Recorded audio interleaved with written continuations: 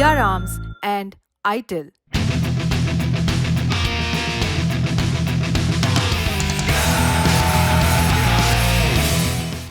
हाय, मेरा नाम है उपासना और आप देख रहे हैं द लंदन टॉप का डेली फाइनेंशियल बुलेटिन खर्चा पानी। 1 फरवरी को देश का बजट आएगा। इस बजट में मोदी सरकार मिडिल क्लास को बड़ी खुशखबरी दे सकती है।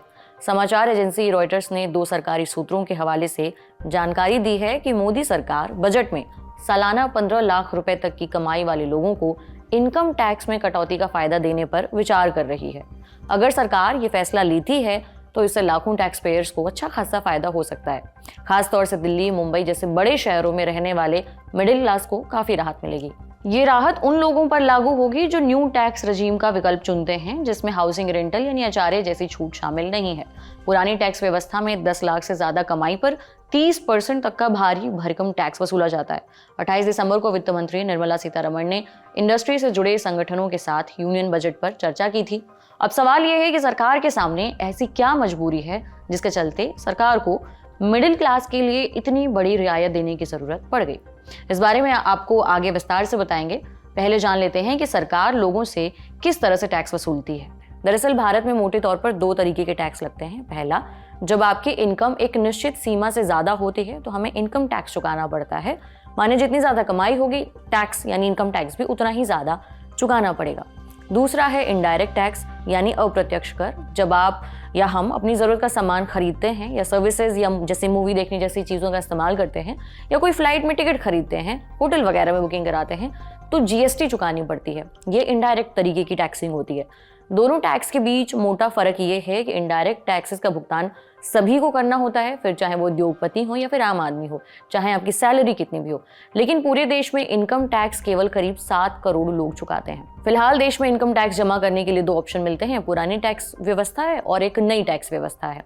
ओल्ड टैक्स रजीम और नई टैक्स व्यवस्था यानी न्यू टैक्स रजीम, दोनों टैक्स सिस्टम के अपने अपने फायदे और अपने अपने नुकसान हैं।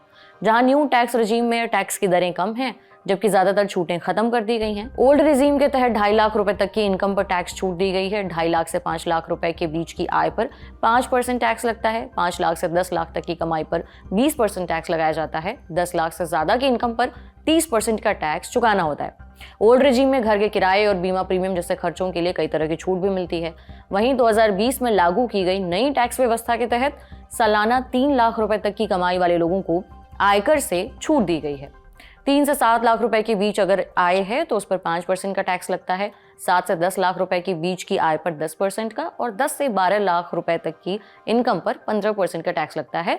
12 से 15 लाख रुपए के बीच की आय पर 20%, जबकि 15 लाख रुपए से ज्यादा की इनकम पर 30% का मोटा टैक्स लिया जाता है। ये तो मौजूदा टैक्स स्लैब की बात हो गई, लेकिन जैसा कि कुछ देर पहले हमने आपको बताया, देश में करीबन 7 करोड़ लोग पर्सनल इनकम टैक्स भरते हैं।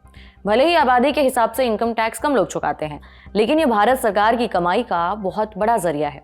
पर्सनल इनकम टैक्स से होने वाली कमाई में 10 लाख रुपए से कम कमाने वाले लोगों की अच्छी खासी हिस्सेदारी है। पुरानी टैक्स व्यवस्था के तहत 10 लाख से कम कमाने वालों पर 20% टैक्स लगता है, जबकि नई टैक्स व्यवस्था में 10% टैक्स वसूला जाता है। इसलिए सरकार चाहती है कि टैक्स पेयर्स नई टैक्स रजीम को ज्यादा से ज्यादा अपनाएं। अब सवाल ये कि सरकार को अचानक से मिडिल क्लास की इतनी ज्यादा चिंता क्यों होने लगी है, इसे भी समझते हैं। कुछ दिन आर्थिक विकास दर के आंकड़े जारी किए गए थे कुछ दिनों पहले ही।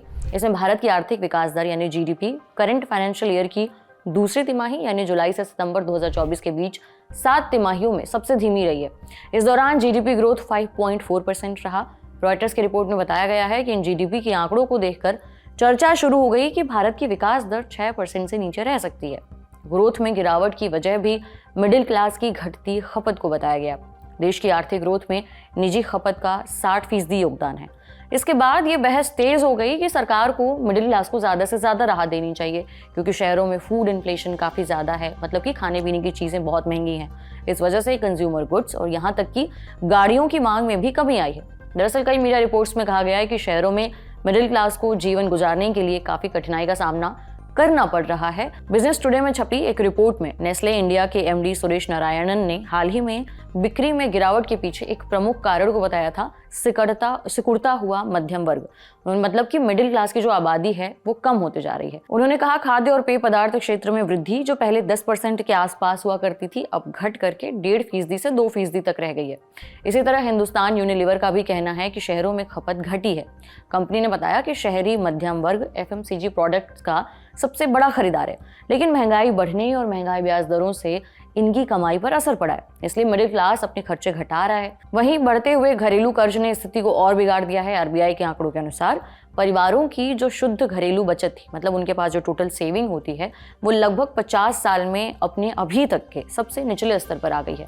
तमाम तरह के खर्चे बढ़ने से, EMI की लागत बढ़ने से, खासकर नौकरी करने वाले लोगों के पास खर्च करने के लिए जो हाथ में पैसा बचता है वो भी कम होता जा रहा है। हाल ही में जारी टैक्स कलेक्शन के आंकड़े बताते हैं कि देश में पर्सनल इनकम टैक्स का कलेक्शन कॉर्पोरेट टैक्स से ज़्यादा हुआ है, लेकिन जब इन कंपनियों को अपने कर्मचारियों की सैलरी बढ़ाने की बारी आती है तो वो पल्ला झाड़ ले रही हैं।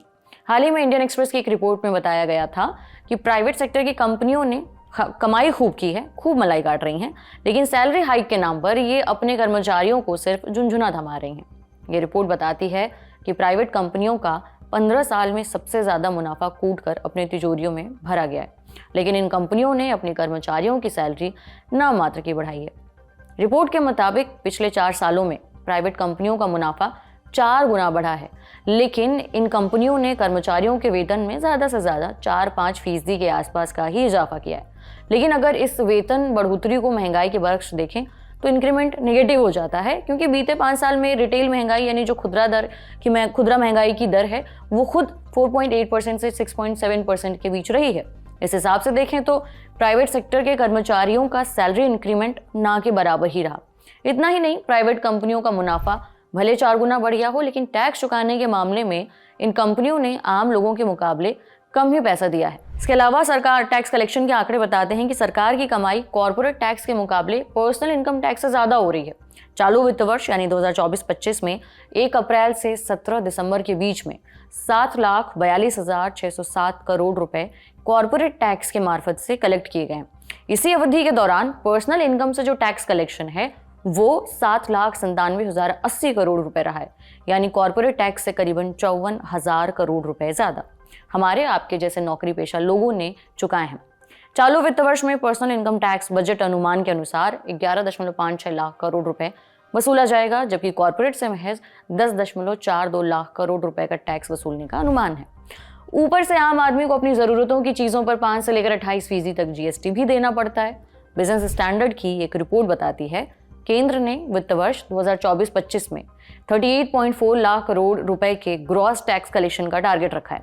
इस टारगेट में 22.07 लाख करोड़ का डायरेक्ट टैक्स और 16.33 लाख करोड़ का इनडायरेक्ट टैक्स शामिल है। बहरहाल आज के बुलेटिन में इतना ही। आपको ये खबर कैसी लगी और आप क्या राय रखते हैं कि सरकार अगर इनकम टैक्स में कटौती करती है, कुछ फायदा देती है, इस पर आपकी क्या राय है, हमें जरूर बताएं कमेंट बॉक्स में। बाकी अन्य खबरों के लिए देखते रहिए द लल्लन टॉप। ये बुलेटिन लिखा था हमारे साथी प्रदीप यादव ने। शुक्रिया।